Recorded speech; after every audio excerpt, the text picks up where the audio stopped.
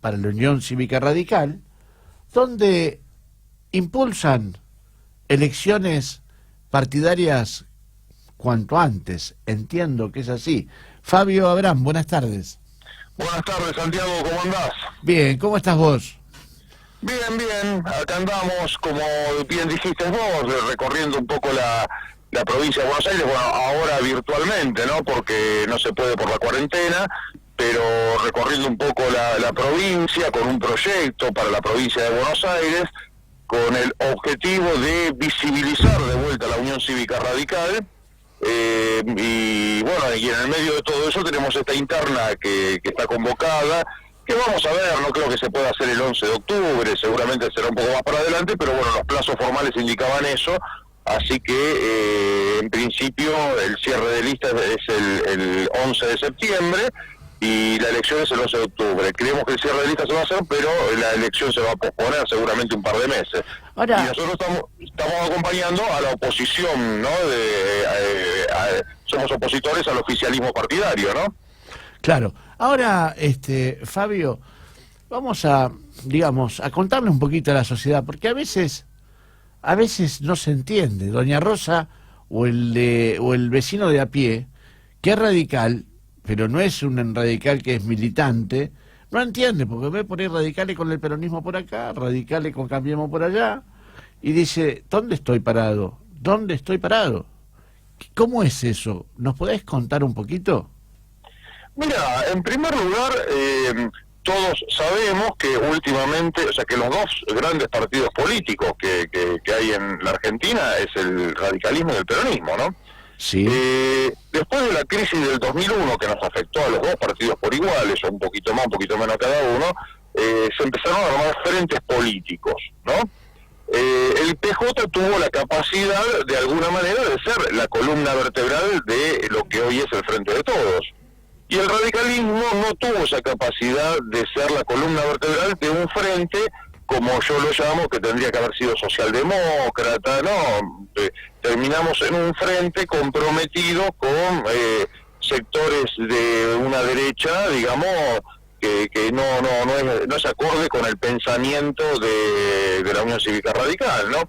Entonces me parece a mí que es importante que el radicalismo vuelva a ser esa columna vertebral, pero para eso tiene que tener un proyecto hacia la sociedad, cosa que nos está faltando, y un poco lo que nosotros queremos hacer es eso, proponerle un proyecto a la sociedad. Y después sí, como hizo Raúl Alfonsín en el año 82, que sumó por izquierda, como yo siempre digo, a Fernando Nadra del PC, a Simón Lázara del socialismo, pero también sumó por derecha a Paco Manrique, sumó todo detrás de un proyecto que encaraba a Raúl en aquel momento, en el año 82-83, pero que era un proyecto socialdemócrata, digamos, humanista, y bueno, y después que se suben por los dos lados, pero hoy me parece que la UCR, y específicamente en la provincia de Buenos Aires, la conducción actual se escondió durante 4 años bajo la pollera de Vidal para estar en una situación cómoda, y eso no es el radicalismo. El radicalismo es un radicalismo que le propone cosas serias a la sociedad y le propone un proyecto político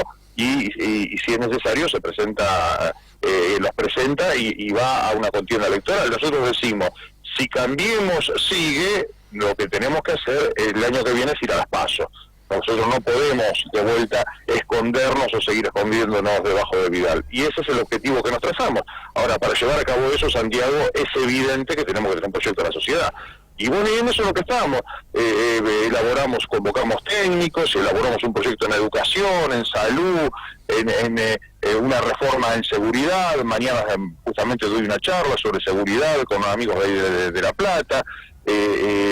En el sistema productivo rural, en el sistema productivo urbano, en el transporte, rediseñar todo el ferrocarril argentino, es fundamental eso, la parte logística, crear un puerto de aguas profundas nuevo en Bahía San Blas, unificar el corredor Bahía Blanca-Rosario, unificarlo a ese nuevo puerto y al puerto de Quequén y al puerto de San Antonio Este para sacar mayor cantidad de granos, desarrollar la industria agrometal, porque si ponemos bajo riego, como decimos nosotros, en el sur de la provincia de Buenos Aires, 2 millones de hectáreas, que son hectáreas que hoy dan $6, $5 de rentabilidad, pasarían a dar 1.500, 1.600, vamos a tener mayor cantidad de granos, por lo tanto se va a desarrollar la industria agrometal, pretendemos que esas industrias se instalen en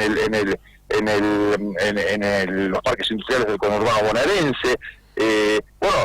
Tenemos un proyecto político y se lo queremos decir a la sociedad.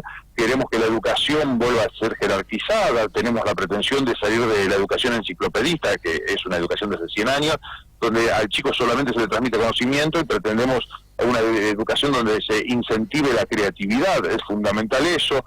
Pretendemos, como es en salud, ir a la gestión, pensar en la ley, reformar la ley 10.072, que es de la época de los años 90, que era la autogestión de los hospitales, buscar de que se autogestione, para sacar, digamos, la política partidaria de los hospitales, hacer una reforma profunda en seguridad.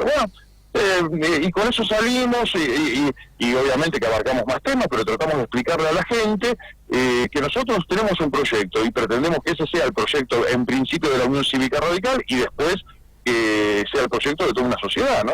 Que genere de vuelta lo que siempre incentivó el radicalismo como Partido Popular, que es la movilidad social ascendente, ¿no? Fabio, yo te dejé explayarte porque, bueno, tocaste justo un tema del por el padre de la democracia, que es Raúl Alfonsín, y cuando arrancaste explayándote te dejé porque me llamó la atención, porque estás con un montón, digamos, de proyectos y querés expresarlos para que la sociedad, digamos, la UCR, la sociedad pueda entender, interpretar y subirse, digamos, a un colectivo nuevo donde el radicalismo empiece a ser la columna vertebral de su propio partido.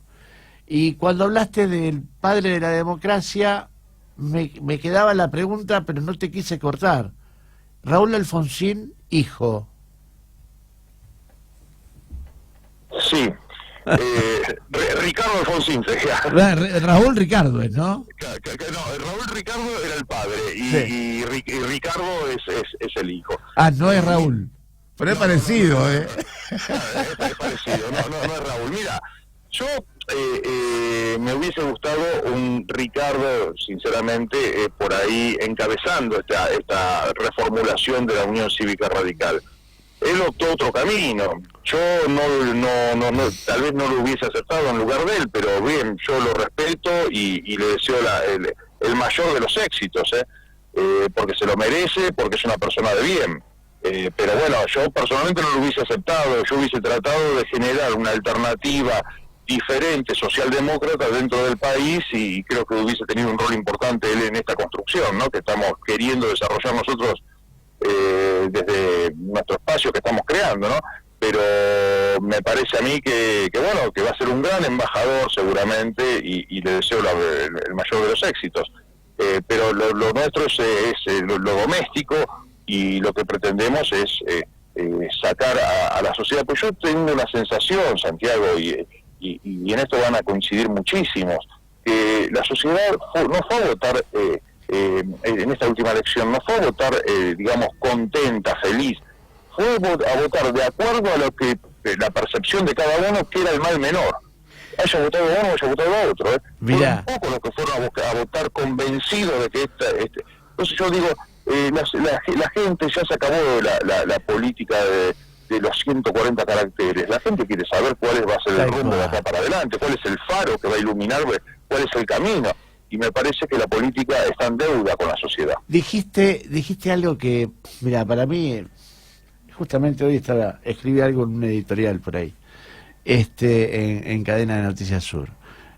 Por ahí yo digo, si no fuera obligación el sufragio, el voto popular, ¿sabés cuánta cantidad de deserción hay en Argentina? Hay 20%. Ahí el poder político se tiene que ir todo a la casa, porque no tiene. Acá hay votos porque obligan a la gente. Pero la gente ya está cansada, necesita una renovación en serio de la dirigencia política. Totalmente. Y la renovación no puede ser una renovación marketinera, una renovación vacía de política y de argumentos. Sí. Vos fijate, yo te soy sincero, Yo en el 2015 creí que podía haber un cambio y me di cuenta que no existió ese cambio y me di cuenta que la mayoría de los políticos sabe cómo pelear por el poder, pero cuando accede al poder no sabe qué desarrollar, qué política desarrollar. Mira, cuando empezó todo este problema de esta pandemia, ¿no? Y se decretó la cuarentena, que yo estaba totalmente de acuerdo, apenas arrancó, estaba totalmente de acuerdo. Nosotros hicimos un conjunto de propuestas que las desarrollábamos y habíamos pensado, por ejemplo, en ese momento, yo esto lo escribí los primeros días de abril, ¿no? De que la Argentina, el presidente Alberto Fernández tenía que llamar a un consejo político, económico y social, sentar en una mesa a todos los actores de poder y decir, bueno, muchachos, ¿cómo? Porque esto se viene una época muy dura, busquemos soluciones.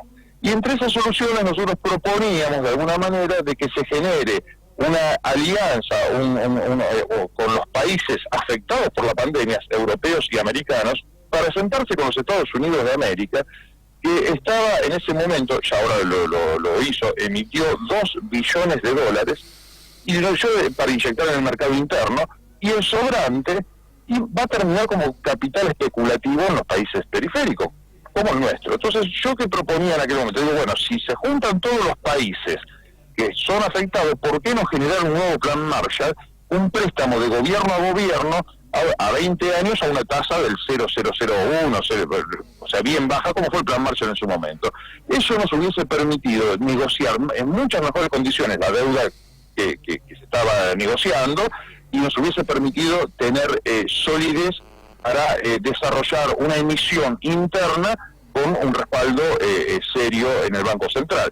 Por otro lado, proponíamos que la emisión que hizo el gobierno de Fernández, nosotros estamos de acuerdo, porque hay que inyectar plata sí o sí, porque si no iba a ser una calamidad esto.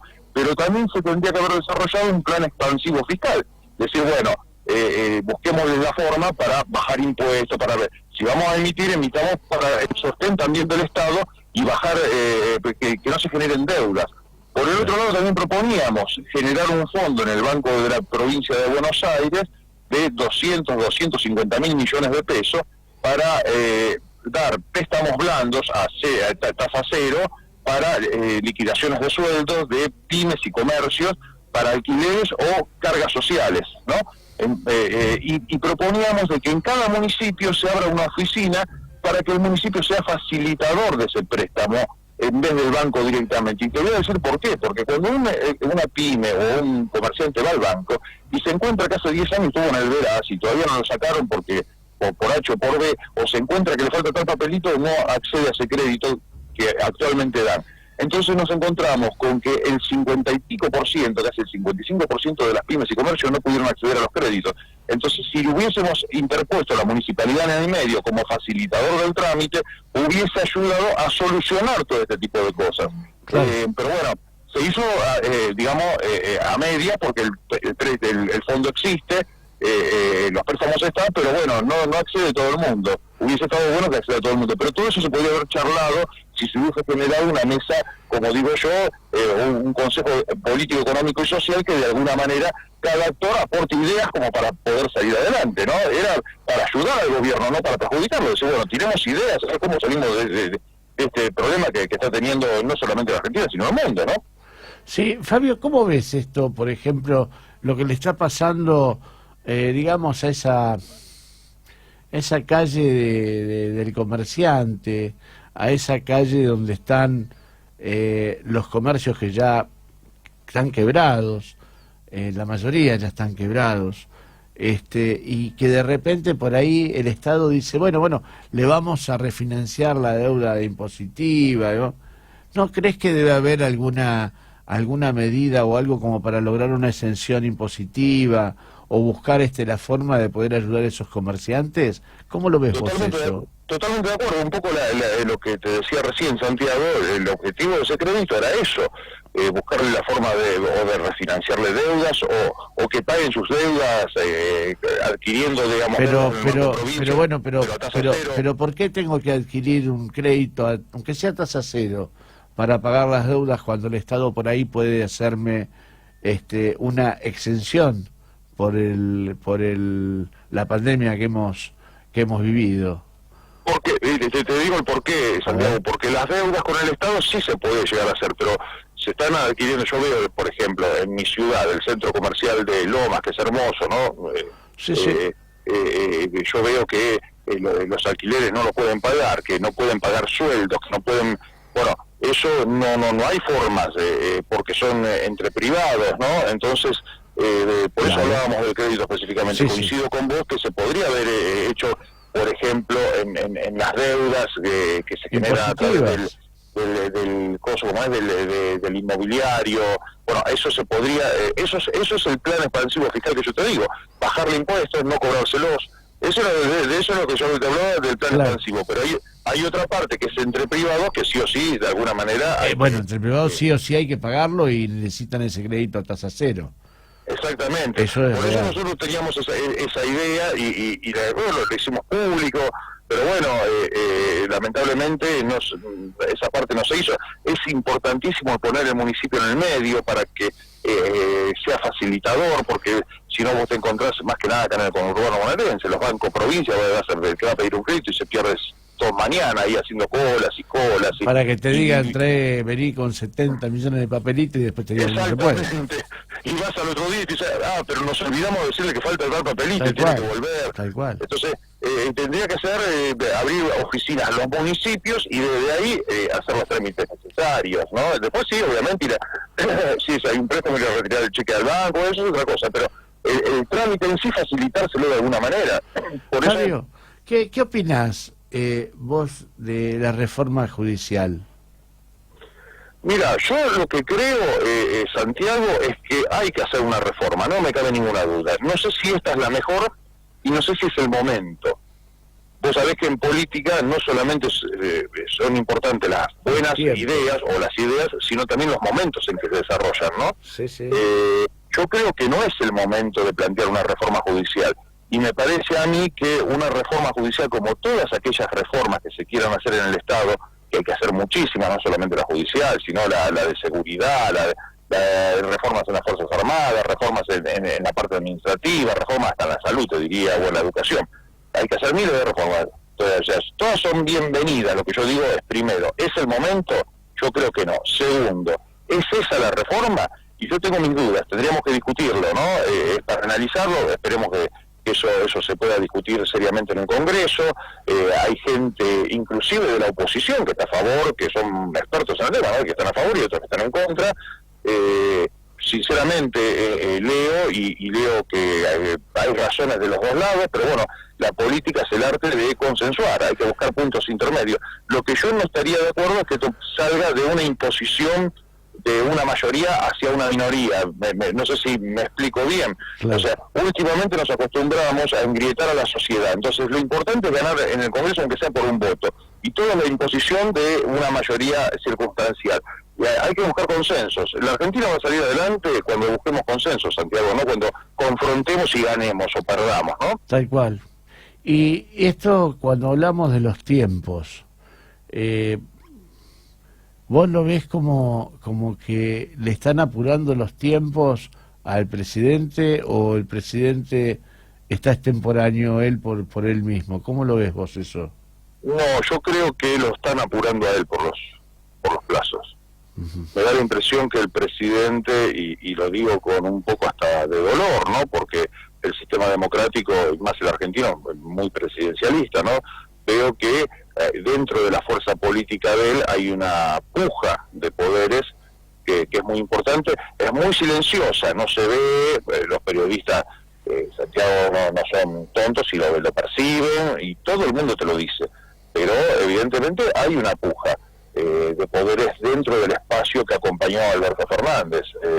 Eso creo que es evidente, y me parece que a veces el presidente tiene un discurso que es muy abierto. A mí me impactó, y lo reconozco siendo opositor a este gobierno, ¿no? Reconozco que el discurso, por ejemplo, de la inauguración de las sesiones, en marzo, fue un discurso muy bueno, y si ese hubiese sido el camino, yo estaría muy contento, pero bueno, me doy cuenta que después el accionar es diferente a ese discurso. Y por ejemplo, te puedo dar 3 o 4 parámetros, ¿no? A ver. Uno es, que yo digo, la tarjeta alimentar. Y vos vas a decir, ¿qué pasa con eso? Le dan 4.000 pesos a cada beneficiario. El 78% de esos beneficiarios compran en los hipermercados, en los grandes supermercados e hipermercados, ¿no? Si vos sabés, todo el mundo sabe que los supermercados remarcan con el 30% para arriba los productos. Vos le estás haciendo sobre 100.000 millones que están predestinados para esa tarjeta. Le estás haciendo una transferencia de 23.000 millones a los grandes hipermercados en rentabilidad y ganancia sin haberle negociado ni siquiera uno de los productos.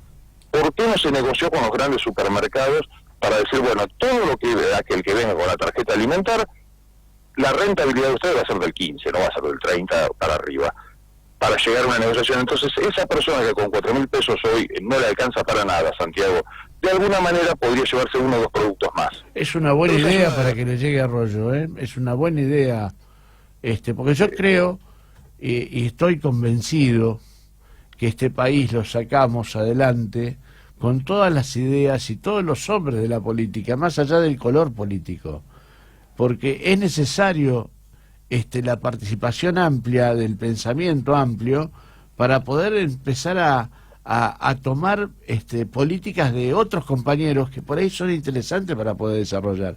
Está muy bueno lo que decís.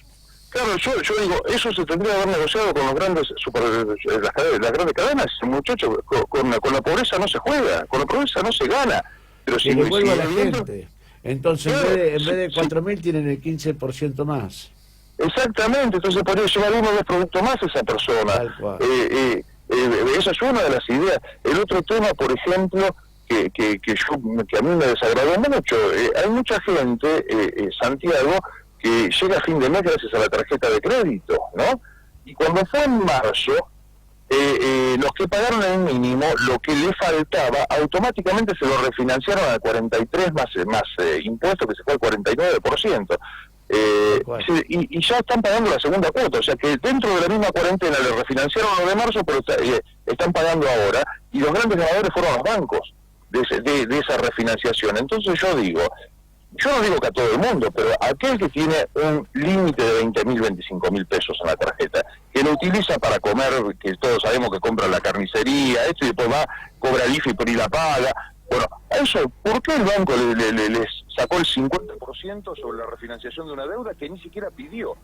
De hecho, te voy a poner mi caso. Yo tengo tarjeta de crédito en el Banco Provincia y en ese momento los provincias NEP y los bancos estaban cerrados. No pude hacer la transferencia, automáticamente toda la deuda me la... ¿Se cortó?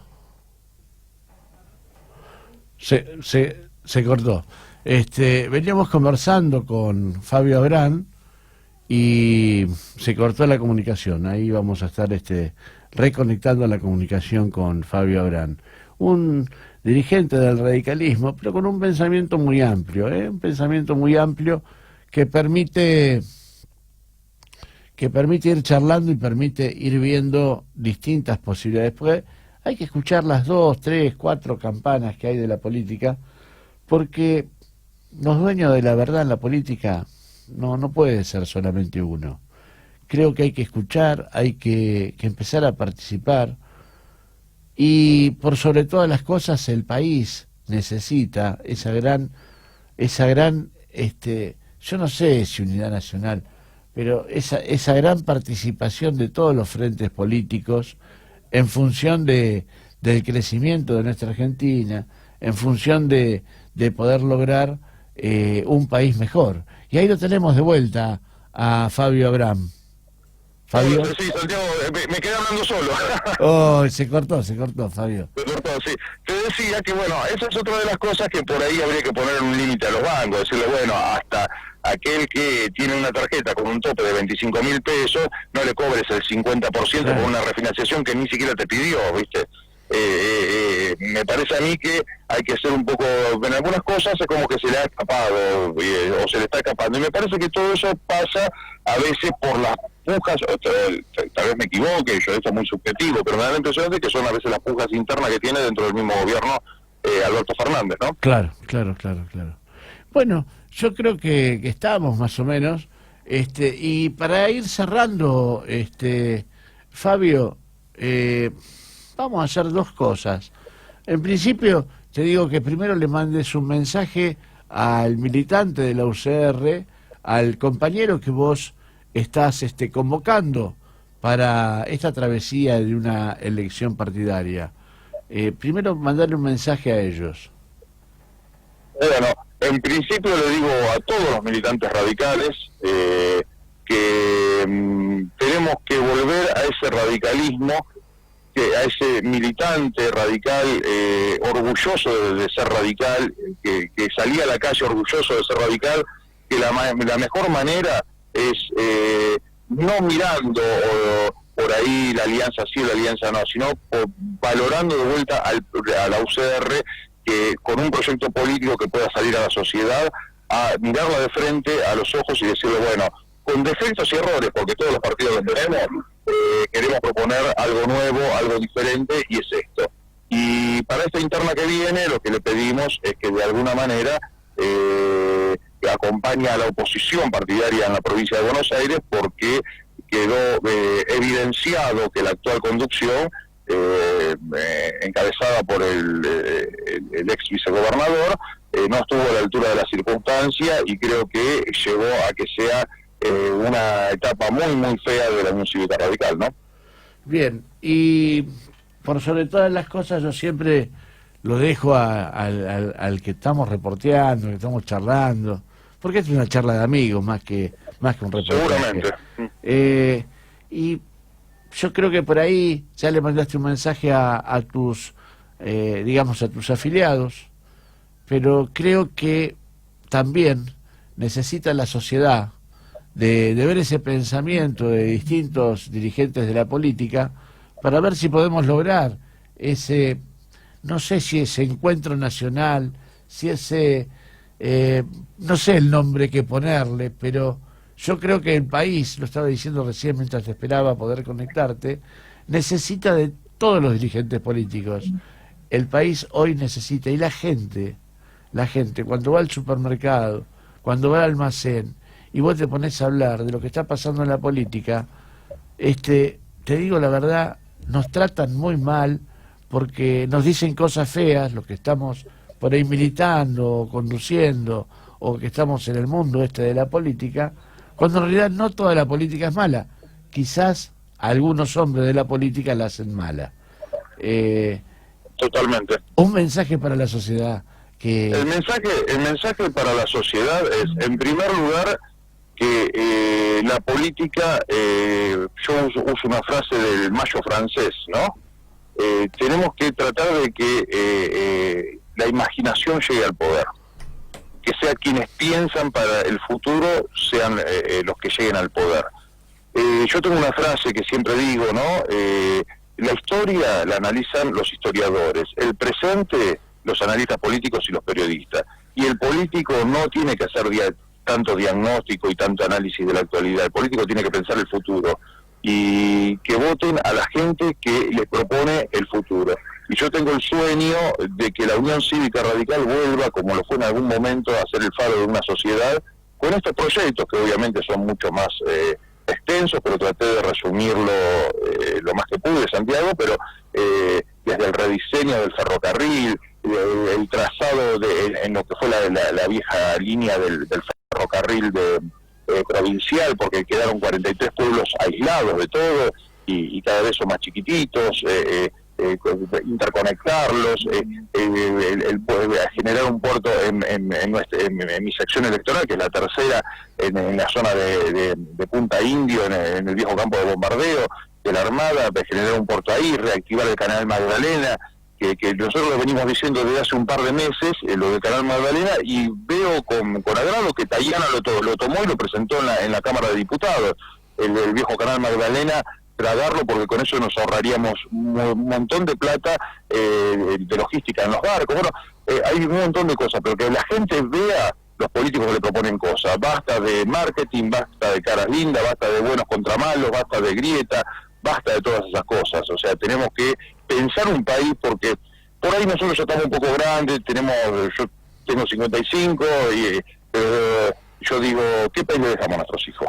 Prefiero estirarle un cachito la nota, pero sí quiero hacerte este comentario, porque vos lo manifestaste y yo soy de esa política que no hay futuro si no mirás el presente. Y la dirigencia política que mira siempre el futuro, pero deja el presente de lado, la asistencia y la necesidad que está pasando la gente, se hace el cuello de botella y le pasa lo que le pasó a Cambiemos. Creo que no hay futuro sin un presente activo, ¿no? Eso. A mí no me cabe ninguna duda, pero la capacidad del político, o sea, el futuro también, a ver, el futuro, cuando yo hablo del futuro, hablo de un proyecto a 50 años, pero la realidad es que ese proyecto de 50 años empieza esta noche, mañana, Santiago.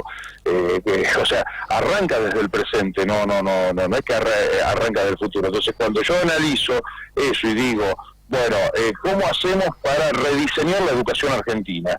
Y bueno, tenemos que empezar ayer. Esta es la verdad. No, mañana ya es tarde. Bueno, ayer tendríamos que haber empezado. Cuando yo veo que los docentes cada vez fueron aprendiendo menos porque transmiten conocimiento. Cuando yo veo que la escuela que transmitía conocimiento quedó atrasada en cuanto al Google, que hoy se consiguen más datos y más cosas en Internet que en el colegio. Entonces yo digo, no se ha trasladado eso. No tendremos que discutir una nueva educación donde antes los valores estaban en la casa y los conocimientos en el colegio. Si hoy los conocimientos están en Internet, ¿no será el momento de que el colegio también transmite valores con materias como comportamiento social, igualdad de género,